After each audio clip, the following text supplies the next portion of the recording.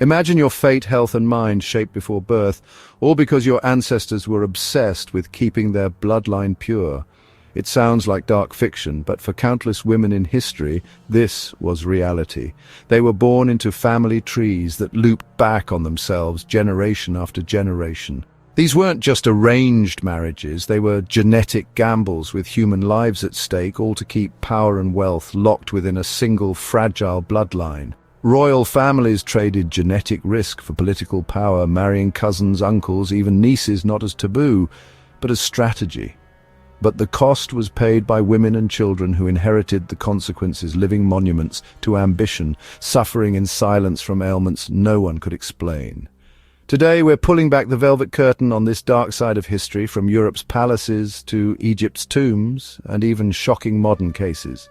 By the end, you'll see just how high the price of purity really was. Let's start in 19th century Spain with Queen Isabella II, whose family tree was more wreath than tree. Her parents were uncle and niece. King Ferdinand VII married his own sister's daughter. This was no distant relation, it was uncomfortably close, and Isabella inherited a genetic mess. The Spanish Habsburgs and Bourbons had married within the family for generations, making the infamous Habsburg jaw a literal trademark. When Isabella married, they doubled down. Her husband was her double first cousin, genetically almost a sibling. The result, 12 pregnancies, but only 5 children survived. Miscarriages and infant deaths haunted her life. While infant mortality was high in the era, Isabella's losses point to the devastating impact of recessive genetic disorders. Her reign was chaotic, her personal life tragic, and rumors swirled about her children's paternity. Her marriage was deeply unhappy. Isabella's suffering was a direct result of her ancestors' obsession with purity and power. She was a queen trapped by her own blood, her personal tragedies echoing through her unstable kingdom. Her story is a stark warning. The cost of dynastic purity is often paid in heartbreak, and Isabella's life was a living testament to that price. Now to Austria. Marie-Louise, Archduchess of Austria and Napoleon's second wife. Napoleon needed a royal bride for legitimacy and an heir. Enter Marie-Louise from the powerful but inbred House of Habsburg. Her parents were double first cousins, sharing all 4 grandparents, genetically as close as half-siblings. The Habsburgs had perfected strategic inbreeding, creating a dynasty as powerful as it was genetically compromised. Marie-Louise was one of 12 children. Several siblings died young. Grief was constant, and the pressure to produce heirs immense. At 18, she was sent to marry Napoleon, a man she considered an enemy, to serve her family's interests. She fulfilled her duty, giving Napoleon a son, but her own health and feelings were secondary to the demands of the crown. Marie-Louise's story is no fairy tale, it's a cautionary tale about the true cost of royal pedigree. She was a pawn, her life shaped by generations of inbreeding, chosen for her pure blood. Her legacy is a reminder royal marriages were often cold, calculated, and devastatingly costly. This isn't just history. Let's talk about the Whittaker family of West Virginia, a modern viral example of multi-generational inbreeding. Their family tree, like the royals, loops in on itself for generations. The result? Many members with physical and developmental disabilities. Some are nonverbal, others have severe cognitive and physical challenges. There's no crown or empire here, just the raw human cost of genetic isolation. Their story, captured in a viral documentary, forced the world to confront the reality that inbreeding's consequences aren't confined to palaces. The Whittakers' struggles sparked debate about representation, dignity, and exploitation.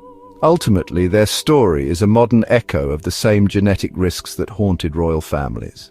When a family line folds in on itself, the result is often a legacy of struggle and tragedy. Back to the 18th century, Maria I of Portugal, known as Maria the Pious, later Maria the Mad. She married her own uncle Pedro to keep power in the House of Braganza. They had 6 children, half died in childhood. Each loss was both personal tragedy and dynastic crisis. The pressure to produce a healthy heir was immense, and Maria's grief only grew when her beloved son and heir died, followed by her husband and daughter. Maria's mind unraveled. Her religious faith turned to mania. She was tormented by visions and declared unfit to rule. Historians now believe her inbred heritage made her vulnerable to severe mental illness. Maria lived out her days as a prisoner of her own mind, her reign ending in madness. Her story is a chilling reminder. The price of a pure bloodline could be a queen's own sanity. The genetic lottery of royalty was often a losing game. Now to early 18th century France, Marie-Louise Elizabeth d'Orléans, daughter of the Regent of France. Forced to marry her first cousin, Charles, Duke of Berry, she fought against it, but her wishes meant nothing. The marriage was tragic. Every child was stillborn or died soon after birth, likely due to lethal recessive genes. Grieving and trapped, Marie-Louise turned to parties, lovers and alcohol. Her behavior scandalized Versailles. Historians see her excess as a trauma response, numbing the pain of loss and powerlessness. After her husband's death, her self-destruction accelerated. She died at just 23, pregnant again. Her life was a spiral of forced duty, genetic risk and desperate escape. She wasn't just a scandalous duchess, she was a victim of a system that valued bloodlines over happiness. Her story is a tragic example of how royal women paid the price for dynastic ambition. The cost was not just political, but deeply personal. Marie-Louise's short, turbulent life is a warning from history. Think inbreeding is ancient history? Meet Princess Alexia of Greece and Denmark, born in 1965. Her parents, King Constantine II and Queen Anne-Marie, were second and third cousins, descendants of Europe's royal web. Their marriage was seen as a perfect dynastic match, uniting two prominent royal lines. Thankfully, the genetic risk was lower than in the past, and Alexia and her siblings are healthy. Alexia broke the cycle by marrying a commoner, but her existence is a living echo of old royal practices. Her story shows how recently these traditions continued. The royal obsession with pedigree lasted well into the modern era. Even today, the invisible chains of bloodline linger. Some stories are footnotes, but Maria Antonia of Austria's is a genetic cautionary tale. Daughter of Leopold I and his niece, first cousin Margaret Theresa, Maria Antonia's inbreeding coefficient was higher than that of a child born to siblings. She was the living embodiment of the Habsburgs' obsession with blood purity. Frail from birth, she survived infancy but lived a life marked by poor health. Married off for political alliance, she bore 3 sons. 2 died in infancy and the third, Joseph Ferdinand, died at 6, triggering a European war.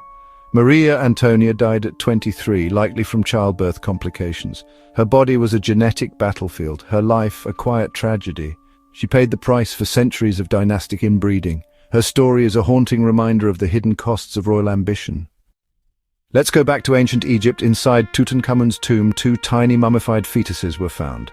DNA revealed they were his daughters born to his half-sister Ankhesenamun, a brother-sister marriage. In Egypt, sibling marriage was tradition meant to keep the bloodline divine, emulating the gods, but the gods didn't face human genetics. Both daughters died before or at birth, victims of lethal genetic combinations. Tutankhamun himself suffered from genetic disorders likely passed to his children. The image of their tiny coffins is heartbreaking, a silent testament to the cost of divine bloodlines. Tutankhamun died young, with no living heirs ending his family line. Even the most powerful could not escape biology. The story of 317A and 317B is a 3000-year-old warning about the limits of blood purity. Now, to modern Australia, the Colt family are a pseudonym for one of the most disturbing cases of multi-generational inbreeding. Isolated in rural New South Wales, their family tree was a tangled web of incest spanning 4 generations.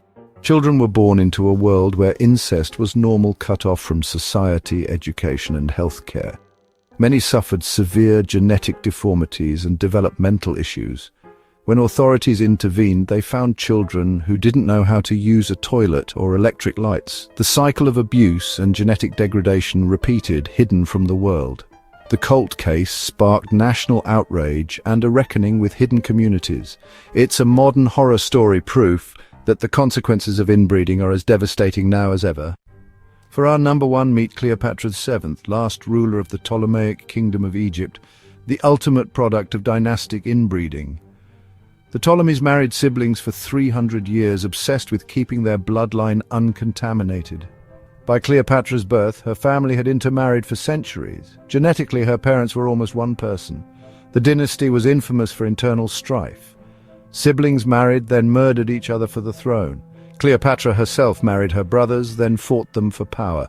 Despite this toxic legacy, she was brilliant, a skilled diplomat and the only Ptolemaic ruler to learn Egyptian. She held her kingdom together against Rome for 2 decades. But the system that created her also destroyed her family. Betrayal and bloodshed led to her dynasty's end. Cleopatra's life is the ultimate paradox, shaped and consumed by her own bloodline. Her story is a powerful, tragic example of the dangers of dynastic purity. Even the most legendary women could not escape the invisible chains of blood. In the end, the pursuit of purity led to ruin. From palaces to tombs to hidden corners of the modern world, the obsession with pure bloodlines has left a trail of tragedy. These women, queens, princesses, and ordinary people, were bound by invisible chains forged generations before they were born. Their stories reveal the unbearable human cost of power, legacy, and tradition. For centuries, families believed they were preserving greatness, unaware of the genetic time bombs they set. The pursuit of purity twisted their lives into tales of tragedy and resilience.